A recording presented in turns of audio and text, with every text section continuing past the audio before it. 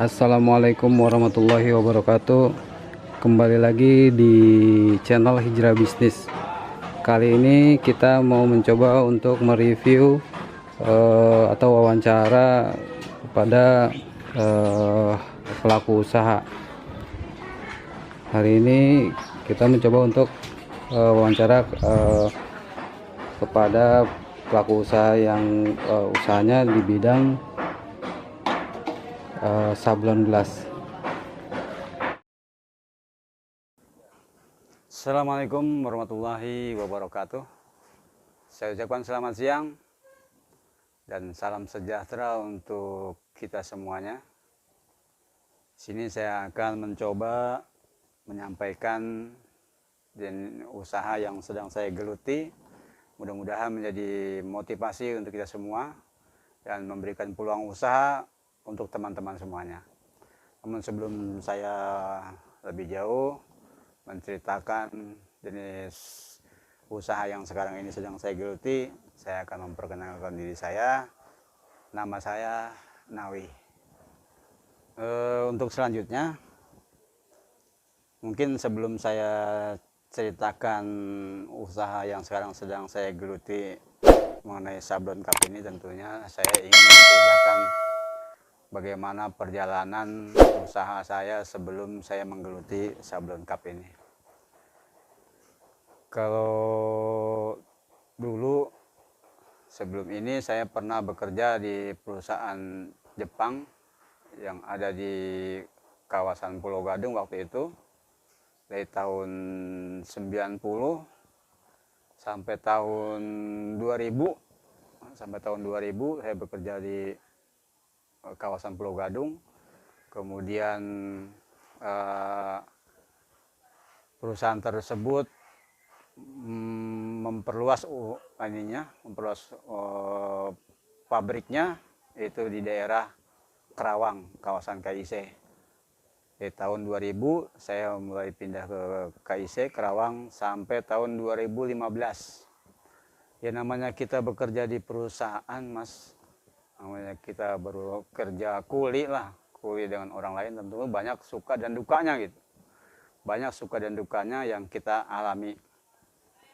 Ya, sering dimarahin orang, udah pasti, dapat komplain dari orang lain juga sudah pasti, belum di perjalanan banyak kendala dan sebagainya sudah pasti, dan tentunya bukan hanya saya barangkali ya yang mengalami hal tersebut, tapi juga kebanyakan teman-teman juga pasti mengalami hal yang sama. Nah, kemudian selama 22 tahun, kurang lebih 22 tahun saya bekerja di perusahaan tersebut.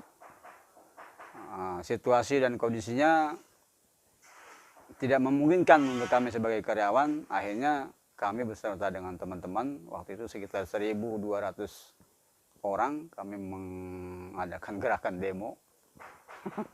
Mengadakan gerakan demo sampai selama 8 bulan kami melakukan gerakan itu.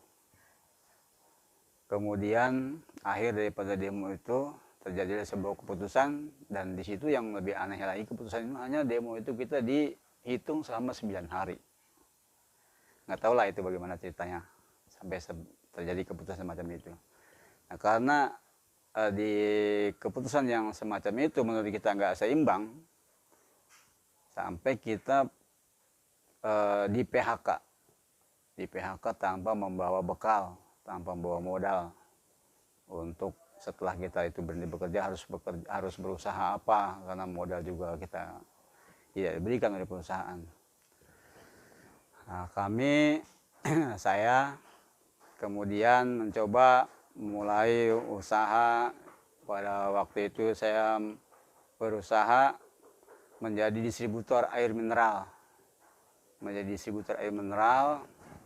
Itu kurang lebih selama 3 tahun.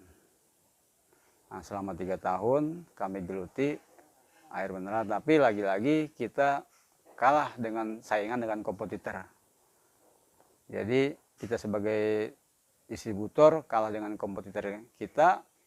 Mereka semua memasuki segala lini, warung-warung kecil pun juga sama mereka masuk. Ambruklah, tumbanglah saya sebagai distributor air mineral.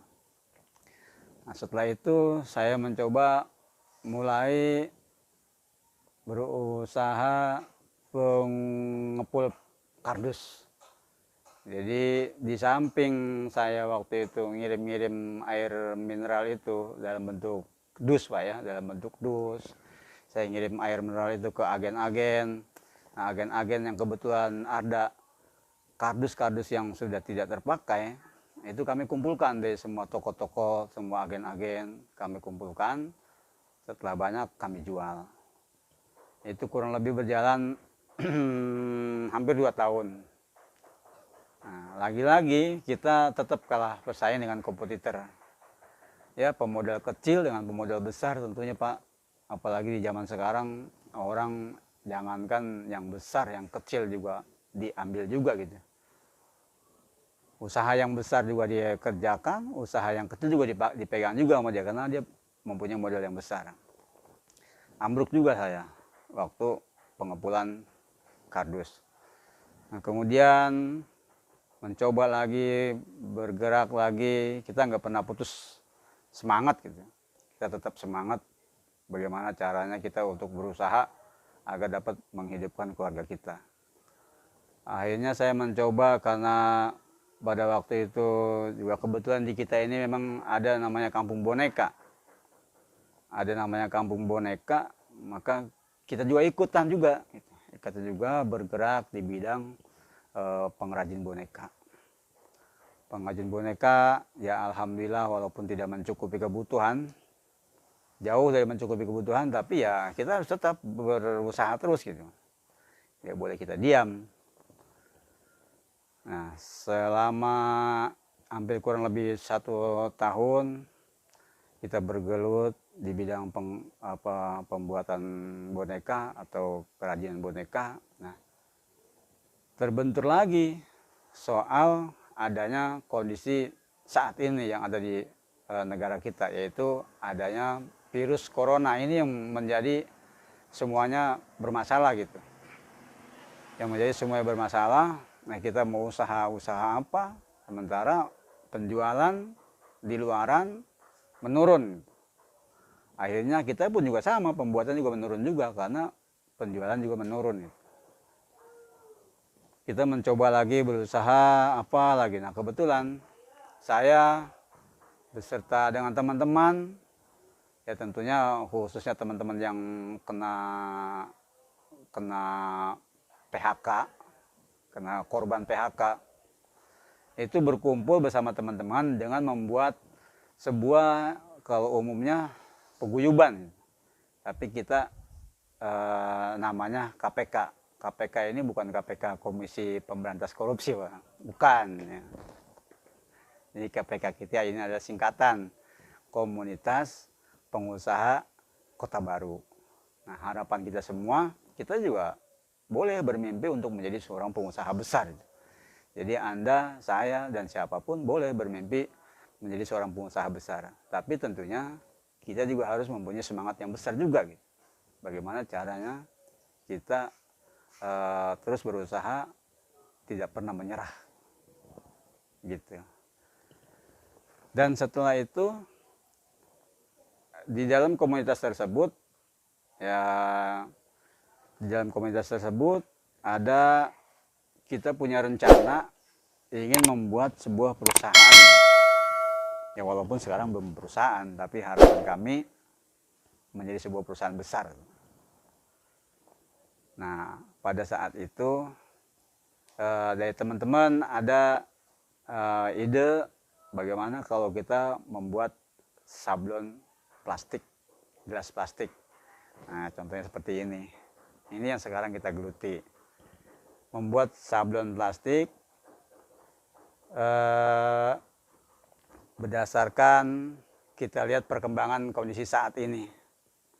Jadi kondisi saat ini kalau memang kita beli di toko keadaannya kondisinya polos, nah bagaimana kita memberikan kreatif untuk menarik pelanggan atau menarik konsumen untuk membeli produk kita. Ini alatnya yang kami punya, alhamdulillah dari komunitas yang ada di kita, komunitas pengusaha Kota Baru, ya alhamdulillah ada kemudahan dari saya sebagai pengelola apa namanya ini, Sablon Cup ini. Kita diberikan modal dari mulai pengadaan alatnya ini sampai kepada pembelian material ini, pokoknya sekumplitnya itu dibiayai oleh komunitas pengusaha Kota Baru. Siapa yang bertanggung jawab? Ya kebetulan di komunitas tersebut, di antaranya salah satunya yang bertanggung jawab untuk masalah ini adalah saya. Yang bertanggung jawab mengelola ini. Ya seperti itu. Harapan kami adalah ini menjadi menjadi motivasi buat teman-teman gitu. Terutama teman-teman yang senasib dengan saya gitu. Yang seperjuangan dengan saya. Pada saat kita di PHK oleh perusahaan. Harapan kami dengan kami pertunjukan ini di media supaya dilihat oleh masyarakat umum, halayak ramai, supaya memotivasi mereka gitu. Bahwa apapun dapat kita kerjakan asalkan kita punya kemauan dan kemampuan. Nah, yang terutama adalah kemauan. Kalau kemampuan mungkin bisa kita gali dari teman-teman. Kita bisa berdiskusi dengan teman-teman, tapi kalau orang yang udah nggak punya kemauan itu sulit. Jadi modal utama adalah kemauan. Ketika kita mempunyai kemauan, apa yang akan kita kerjakan, apa yang kita lakukan, tentunya akan diberikan kemudahan dengan cara kita mempunyai komunitas. Itulah pentingnya komunitas. Maka saya bersyukur sekali, berterima kasih sekali kepada teman-teman yang ada di komunitas pengusaha Kota Baru. Seperti itu. Untuk masalah penjualan, omset, alhamdulillah, kalau kami dapat mengerjakan dalam satu hari ini satu kardus, satu dus ini isinya 2.000, satu dus ini isinya 2.000, maka kalau satu hari 2.000 dikalikan satu bulan berarti sekitar 30 dus. 30 dus. Nah, 30 dus itu kami di sini bersama dengan teman-teman memutuskan harga jual di dalam satu dus ini ya dari mulai angka 600 sampai 700.000 dalam satu dus. Setelah kita proses sablon dari mulai persiapan sampai terjadi cetakan sablon semacam ini, kemudian kita pak kembali di dalam kardus ini kita jual ke pasaran di antara 600 sampai 700.000 satu dus, isinya 22.000. Yang pertama untuk teman-teman yang masih bekerja di perusahaan ya, baik yang muda terutama ataupun juga yang sudah tua, segeralah kalian untuk memulai usaha sebelum kalian tidak bekerja. Tidak bekerja itu ada dua, apakah kalian nanti bosan bekerja di perusahaan tersebut atau perusahaan tidak memakai kita. Oleh karena itu jangan menunggu kita tidak bekerja baru kita memulai bidang usaha. Ya lagi-lagi memang kita harus betul-betul hijrah gitu. Kita harus betul-betul hijrah dari usaha yang kita geluti saat ini, kondisinya mungkin kurang begitu menguntungkan, ya kita harus segera ambil tindakan hijrah ke bidang usaha yang lain. Gitu juga buat teman-teman yang sekarang mungkin senasib dengan saya, ayolah kita bersama-sama, ayo kita bareng-bareng. Bahwa saya pernah sering menyampaikan bahwa Anda akan kesulitan ketika Anda tidak berkomunitas. Komunitas itu kalau dalam bahasa kampungnya itu kelompok. Saya sering menyampaikan kepada mereka, jangankan kita, negara saja pun berkomunitas. Oleh karena itu, pentingnya lah kita berkomunitas. Maka buat teman-teman yang sekarang mungkin masih belum menemukan jenis usaha apa, mari bergabung dengan kami. Kita berbagi pengalaman, kita berbagi ilmu. Ya tentunya saya yang telah diajarkan juga oleh teman saya bagaimana cara membuat sablon ini, nanti juga akan memberikan ilmu ini kepada teman-teman yang mempunyai kemauan tentunya gitu, yang mempunyai kemauan untuk usaha. Jadi buat teman-teman, janganlah menganggap remeh sesuatu hal yang belum kita pernah tahu gitu. Contoh kayak gini lah, ini kayak seperti ini banyak di YouTube, teorinya banyak. Oleh karena itu, kalau sama teman-teman pernah lihat di YouTube teorinya, silakan sini kita prakteknya gitu. Suka dukanya ya pasti banyak lah. Saya pertama ini datang alat ini di komunitas kita itu hampir ada 5 orang yang ingin mencoba ini, ya ternyata memang sulit gitu. Memang sulit untuk mendapatkan hasil yang semacam ini. Tapi lagi-lagi tentunya yang tadi saya bilang, bagaimana kita punya kemauan. Kita jangan pernah menyerah. Saya sering nyampaikan ke teman-teman kita, ini adalah petarung gitu. Kita jangan pernah mau menyerah karena kita petarung. Karena saya bilang, saya selalu sampaikan, manusia sampah itu adalah manusia yang ketika gagal dia menyerah. Itu menurut saya nggak kepake itu manusia kayak gitu. Karena dia selalu menyerah pada saat dia kegagalan. Kegagalan itu awal daripada keberhasilan ketika kita terus menggali terus apa sebetulnya kesalahan kita, pekerjaan-pekerjaan yang telah kita kerjakan. Kita perbaiki ke depannya gitu. Sebelum saya menyampaikan kata penutup ya, saya menekankan kembali kepada teman-teman saya semua, terutama yang seperjuangan dengan saya. Ayolah kita mencoba menggali, banyak kita berkumpul dengan teman-teman yang untuk memberikan ilmu, memberikan saran dan pengetahuan. Ada satu hal yang sangat penting buat saya dan juga buat teman-teman semuanya, bahwa